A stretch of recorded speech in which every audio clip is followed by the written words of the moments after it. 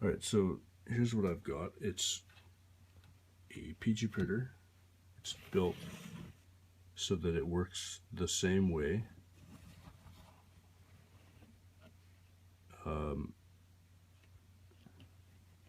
as this other design. So functionally, it is the same. The mirrors and laser are held in almost the exact same position. All the parts are held in almost the exact same position, but they are being held, instead of by laser cut ABS, they're being held by Lego.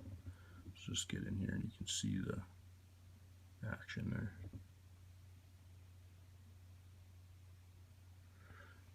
And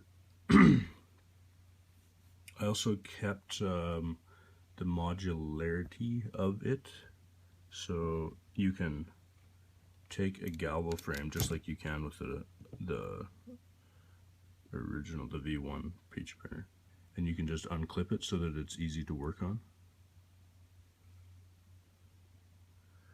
See if I can get a good shot there. I also tried to use as few custom Lego parts as possible.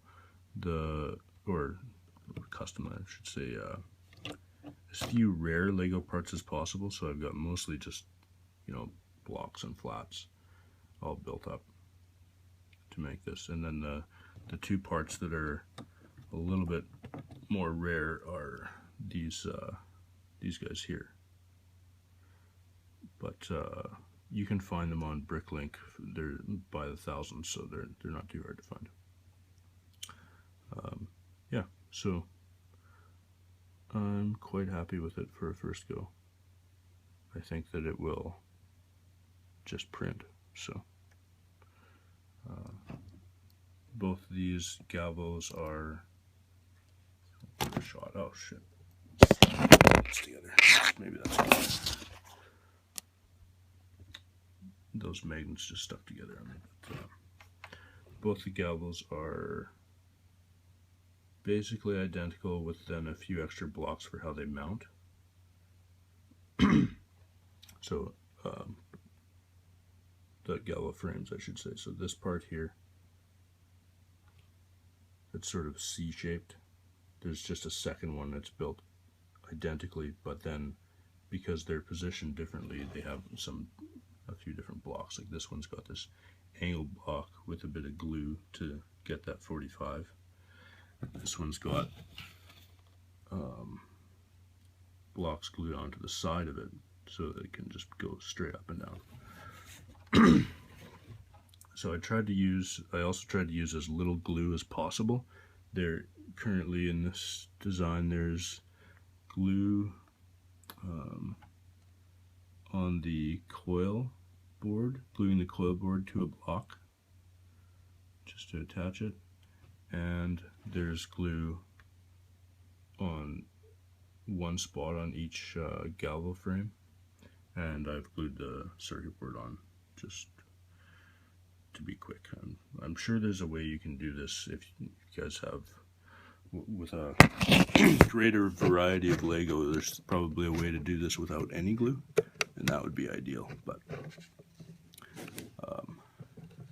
because as we all know, Kregel is evil. Evil thing to do to your Lego.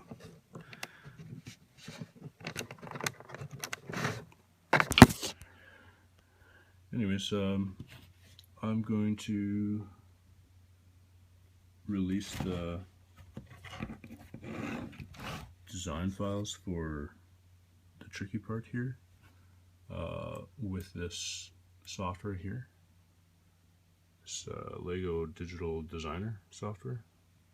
Jeez, I hope this whole video isn't sideways. And you can go in here and see exactly what I've done.